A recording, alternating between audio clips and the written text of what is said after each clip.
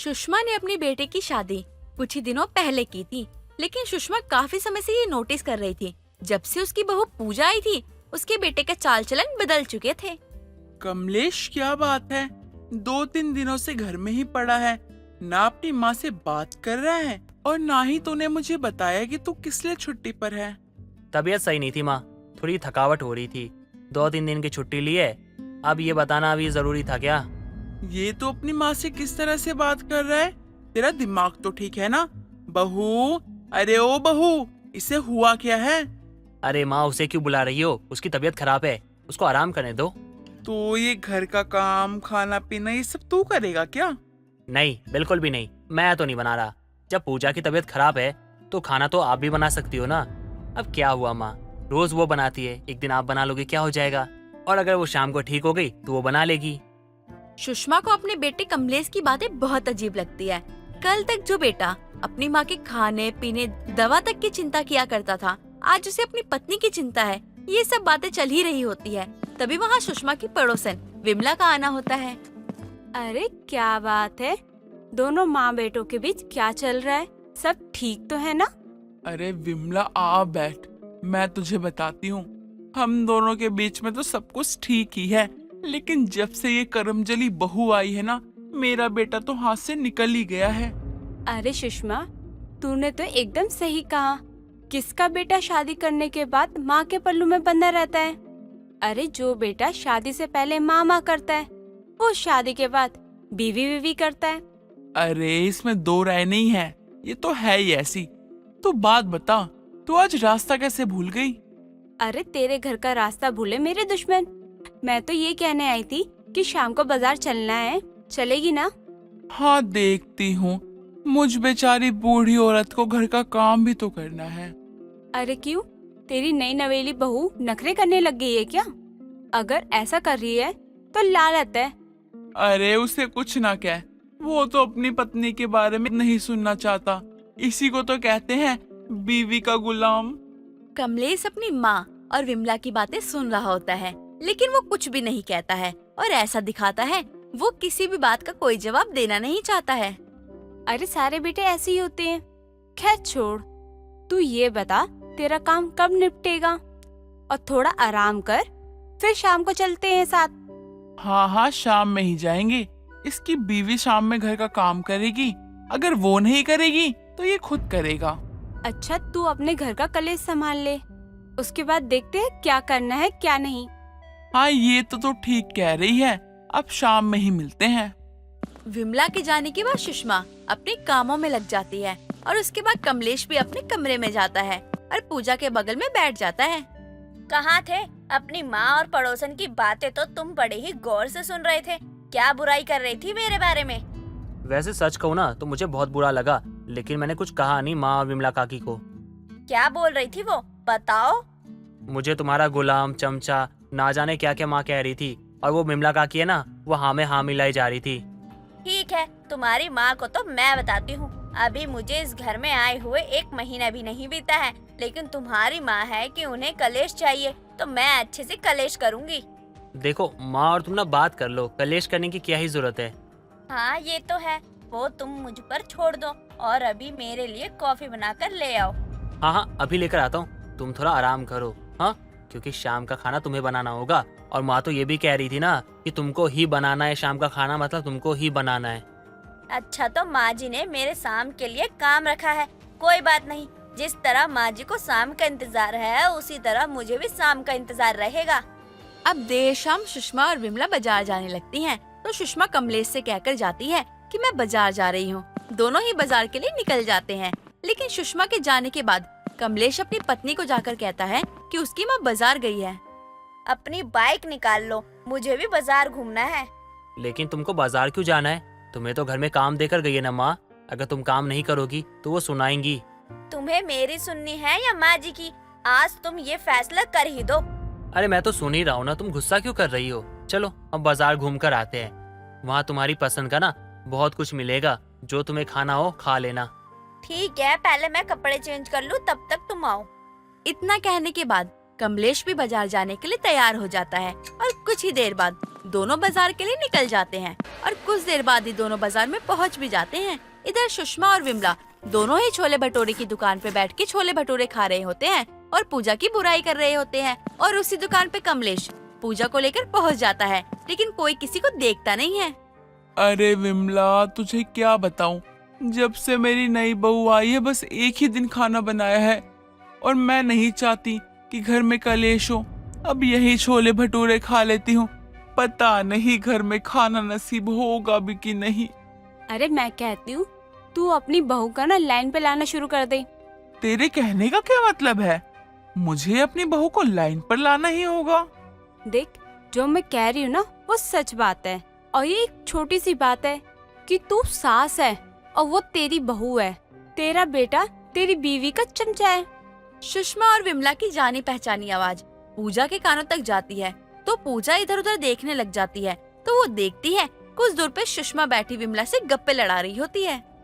देखो, तुम्हारी माँ वहाँ घर का काम मुझ पर छोड़ कर गई है और मैं भी कितनी पागल हूँ कि इनके काम के लिए इतना सोच रही थी।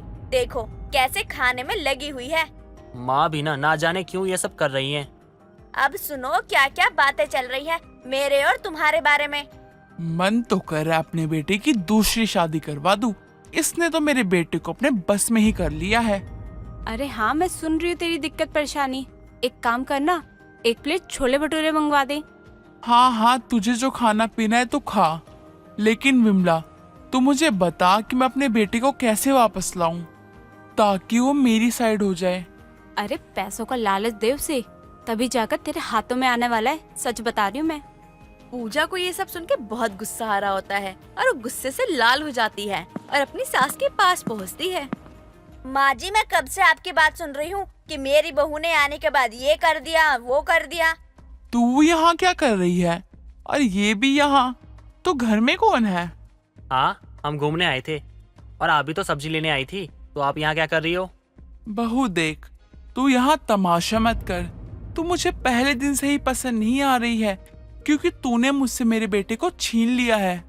माँ, आप लोग तमाशा बंद कीजिए, चलिए घर चलिए। मैं गुलाम नहीं हूँ अपनी पत्नी का, ना ही मैं चमचा हूँ। माँ, जितना प्यार मैं आपसे करता हूँ उतना ही प्यार इससे करता हूँ।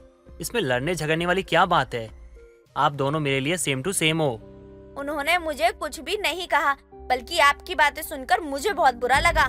अरे तू सामने से आकर कहती कि तेरी तबीयत खराब है, कि तुझसे काम धंधा नहीं होगा, लेकिन ये चापलूस इंसान को तूने क्यों बोला मुझे बोलने के लिए? सुषमा को अपने बेटे कमलेश की बात समझ आती है और पूजा भी अपनी सास को समझती है, लेकिन उसके बाद भी सास बहू दोनों का झगड़ा होता रहता है, लेकिन कमलेश उन झगड़ों से दूर रहता है। महिमा अपनी बेटी ज्योति के साथ बाजार से घर आती है तो देखती है घर में उसका बेटा अनुभव एक पतली सी लड़की पूजा के साथ बैठा होता है। उन दोनों को देखकर महिमा चौंक जाती है और बोलती है, अनुभव, ये लड़की कौन है और ये हमारे घर में क्या कर रही है?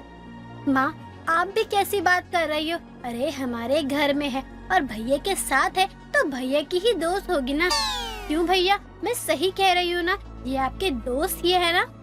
ये मेरी दोस्त नहीं है, हम दोनों एक दूसरे से बहुत प्यार करते हैं। पूजा के घर वाले इसकी शादी जबरदस्ती करवाने जा रहे थे, इसलिए मैंने पूजा से कोर्ट मैरिज कर ली। तुझे होश भी है? तू क्या बोले जा रहा है? अरे शादी कोई बच्चों का खेल है क्या जो उसके घर वाले ने मना किया और तूने कोर्ट में जाकर कर ली? अरे घर वालों की मर्जी तुम दोनों के लिए मायने नहीं रखती है क्या?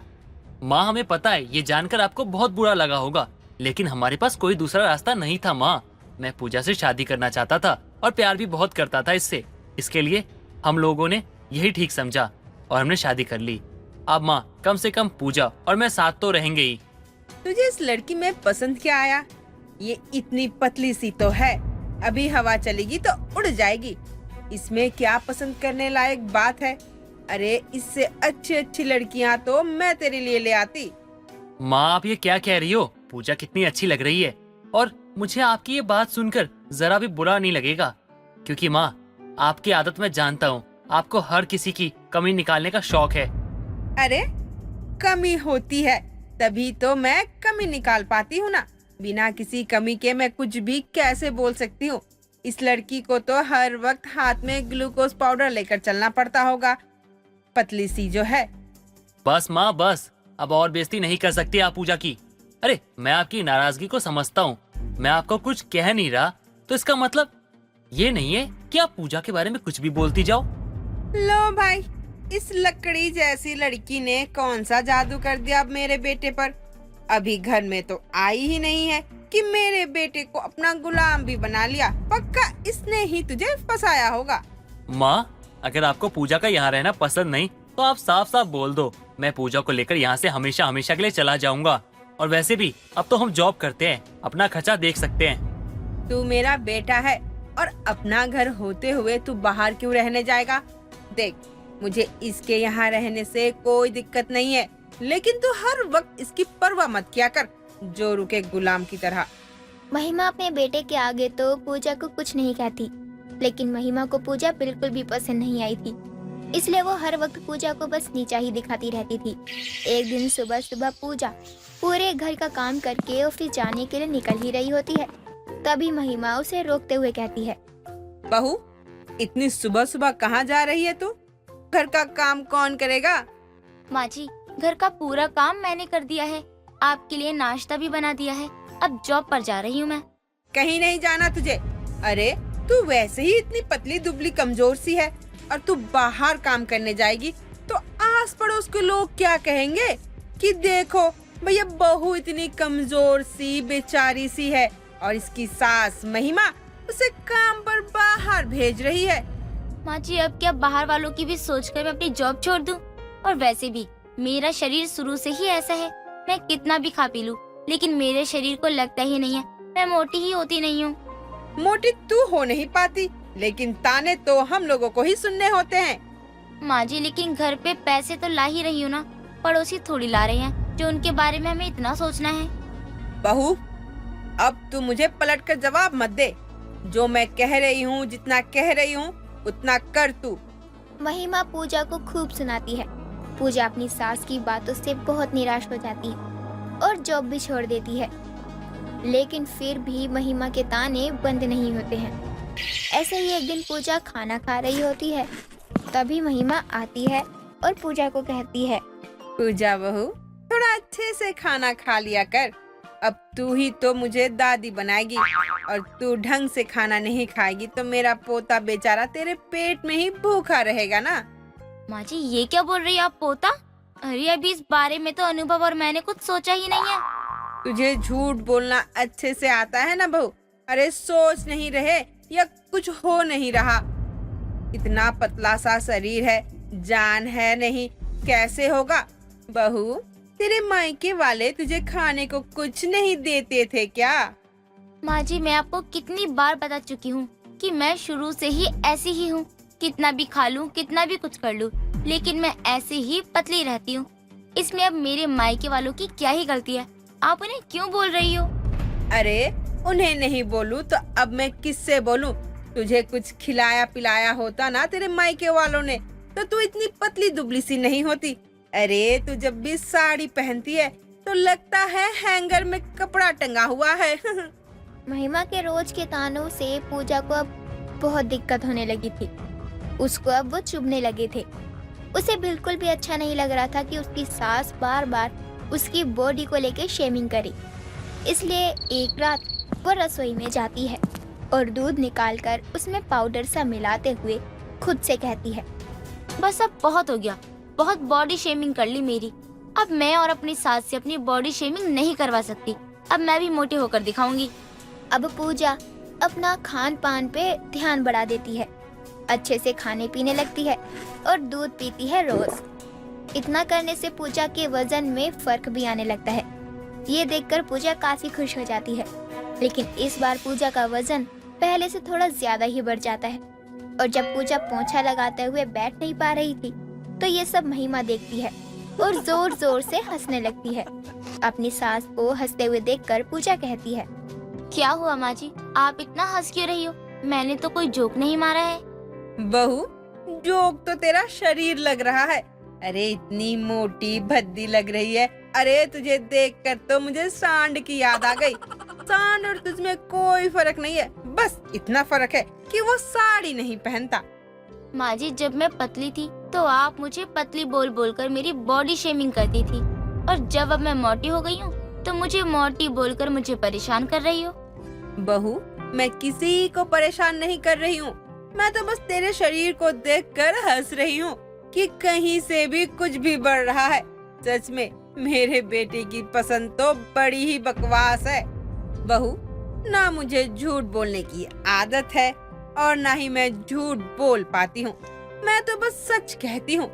अब चाहे किसी को अच्छा लगे या बुरा लगे, मुझे कोई फर्क नहीं पड़ता। अब तू फूल के गुब्बारा हो गई है। तू माने या ना माने, अब तेरी मर्जी है। पूजा को अपनी सास की बातों का बहुत ज्यादा बुरा लगता है और अब फिर से पूजा अपने शरीर पर ध्यान देने लगती है और कुछ ज्यादा ही नहीं खाती। अपनी भाभी को ना खाना खाते हुए ज्योति देख रही होती है और एक बार ज्योति अपनी भाभी के लिए खाना लेकर उसके कमरे में चली जाती है और अपनी भाभी से कहती है, भाभी ये लो खाना, मैं कई दिनों से देख रही हूँ कि आप कुछ खाती ही नहीं हो। नहीं ज्योति, मैं इतनी मोटी हो गई हूँ। माँ जी हर वक्त बॉडी शेमिंग करती रहती हैं। मुझे बिल्कुल भी अच्छा नहीं लगता है ये सब सुनकर, इसलिए अब मैं डाइटिंग कर रही हूँ। ज्योति अपनी भाभी को काफी मनाती है, लेकिन पूजा उसकी एक बात नहीं सुनती और कुछ भी नहीं खाती पीती। खाना ना खाने की वजह से पूजा धीरे धीरे कमजोर होती जा रही थी और उसकी तबीयत भी खराब होती जा रही थी। एक दिन पूजा को चक्कर आते हैं और वो गिर जाती है। डॉक्टर को घर बुलाया जाता है।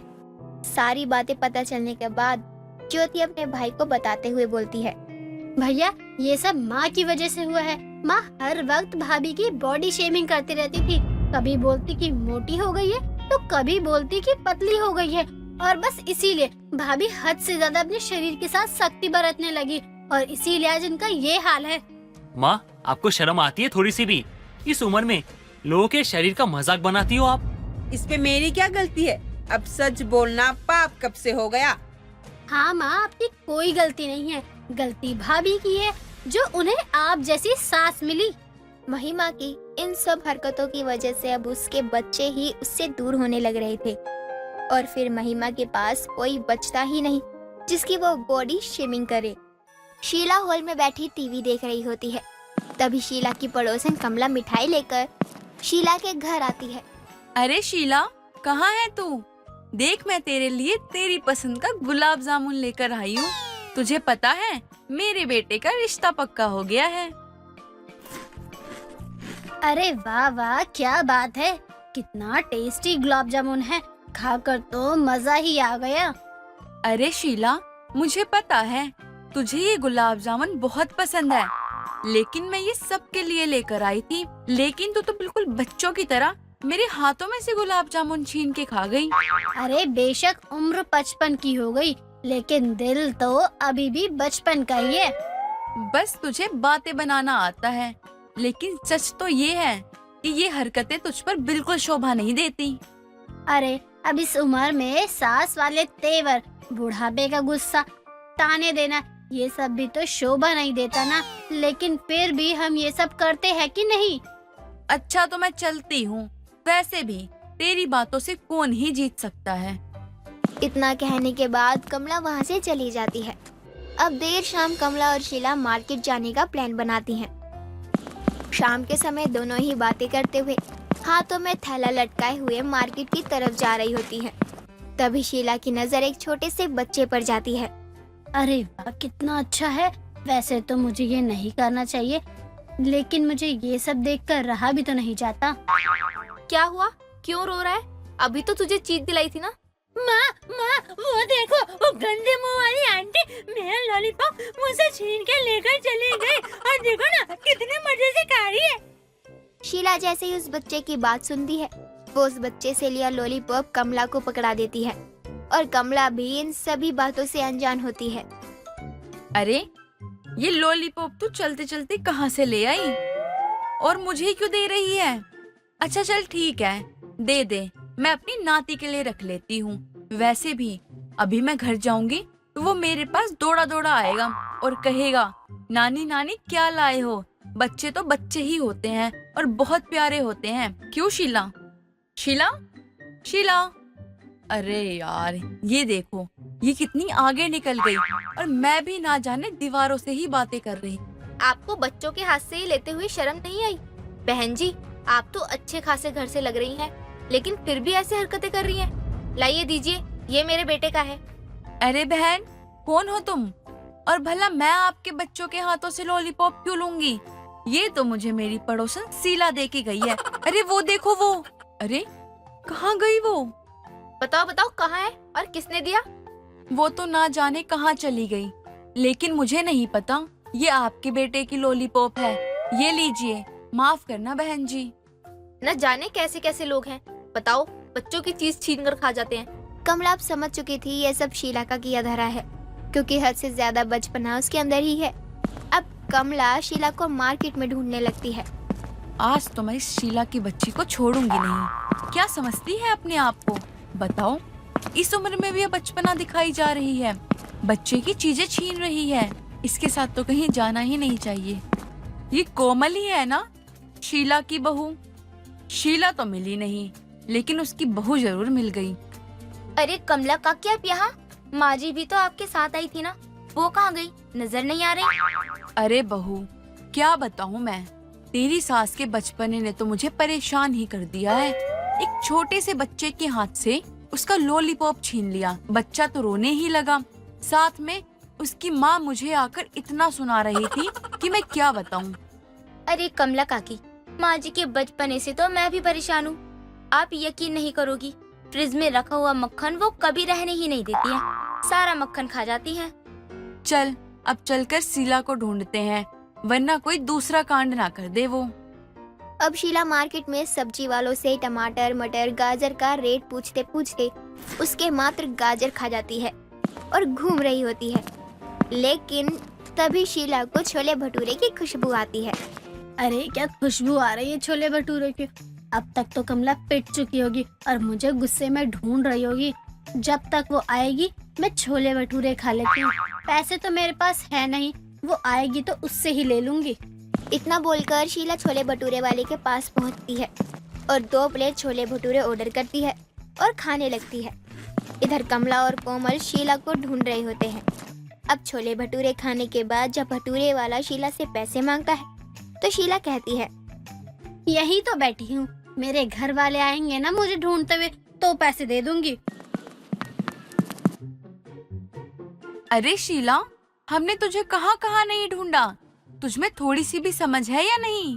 माँ जी, आपको पता भी है हम कितने परेशान हुए आपको ढूंढने में, और आप हो कि यहाँ बैठकर छोले भटूरे खा रही हो।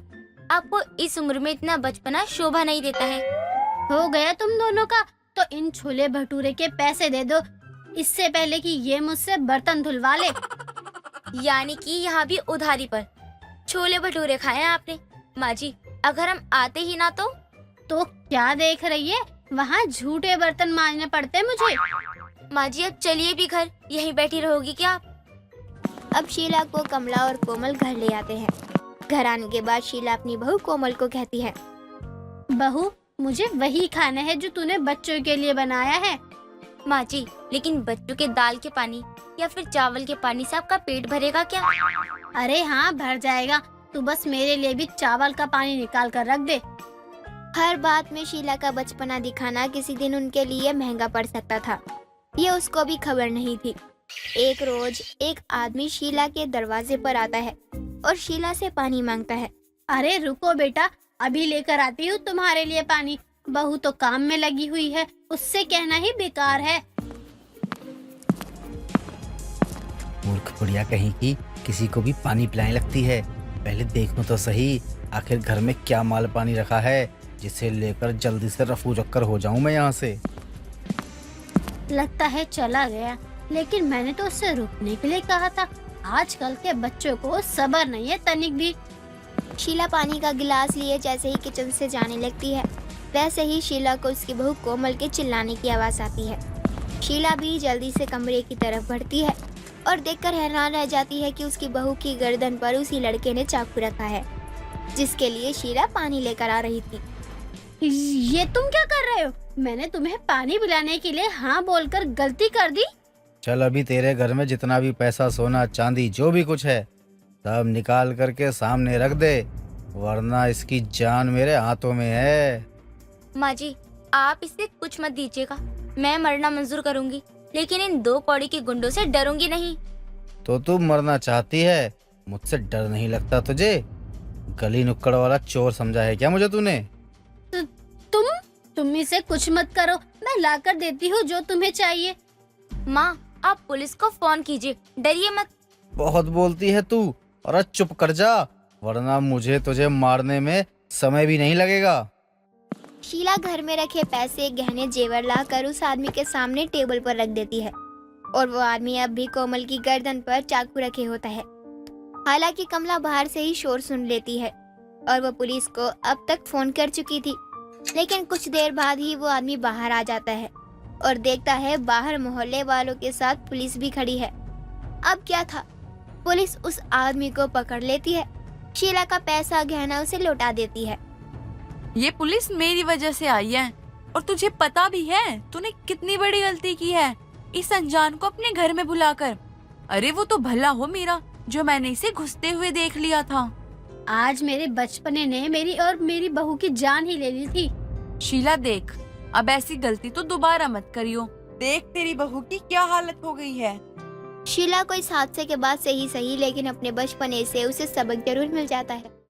दोस्तों, अगर आपको ये कहानी पसंद आई तो इसे लाइक करें, शेयर करें और कमेंट करके बताएं कि कहानी में आपको सबसे अच्छा क्या लगा।